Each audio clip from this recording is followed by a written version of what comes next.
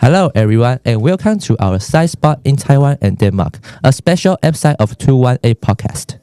Hi there, thanks for tuning in today's episode. We are really happy to have you here. I'm Rich, also known as 游立奇. Hi everyone, I'm Hank Tang Haowen. Rich and I are your hosts for this very special podcast episode. I'm so excited because we have some really interesting guests today. I'm just as excited to get to know our guests. Would you like to introduce yourself first? Yes, we would love to. My name is Rasmus, and I'm from Denmark, and I am 17 years old. My name is Louise, and I'm 18 years old. I'm also from Denmark, and thank you for inviting us on your podcast. Okay, thank you for taking the time to be in our podcast today. I hope you are having a great time so far. Yeah, we really are. I think the people here in Taiwan are really nice, and my host family is so great as well. Yes, this is all so lovely. Okay. That's great. Today, we're going to talk about a sightseeing spot in Taiwan and Denmark. Yeah, we'll each explore why we like those places, and our guests here will also share the sightseeing spots in their home country, Denmark. First, in Taiwan, there are many beautiful sightseeing spots tourists love to visit. For example, Terracotta Gorge, Canting National Park, Longpan Park, and Summer Lake. Some of these are the most famous popular places. These spots are known as their amazing natural scenery and unique landscape. Many Taiwanese people visit these places during vacations or long weekends.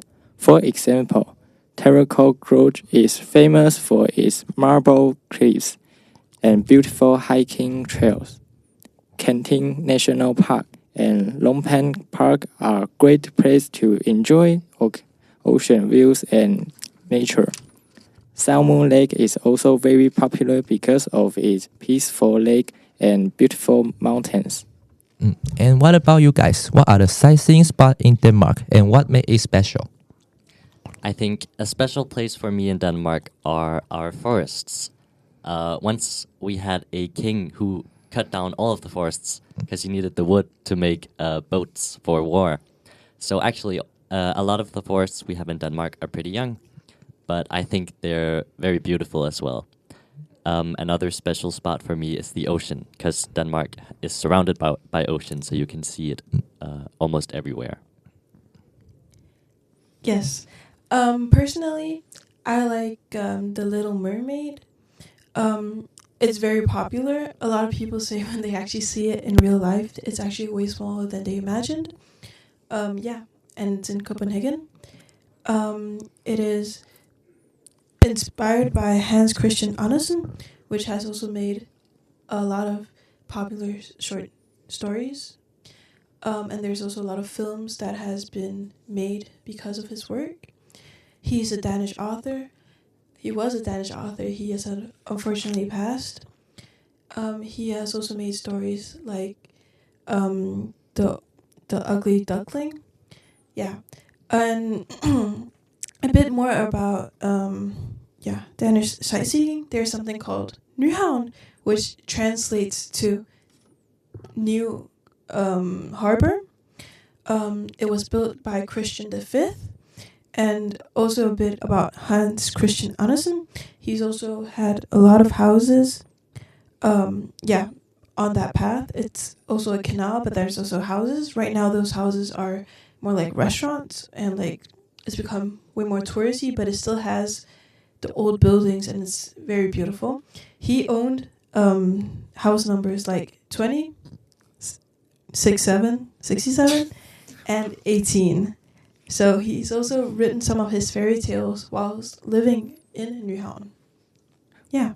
Wow, that sounds really interesting. Denmark must have some beautiful and unique places for tourists to visit. Okay, let's move on to the question part. I want to ask you guys something. Which sightseeing spot in Denmark is the most popular among tourists? I would probably say that's The Little Mermaid. I would agree. Since it's very accessible to everybody. It's free to go and see. And it's also in Copenhagen. Yeah, which makes it so convenient.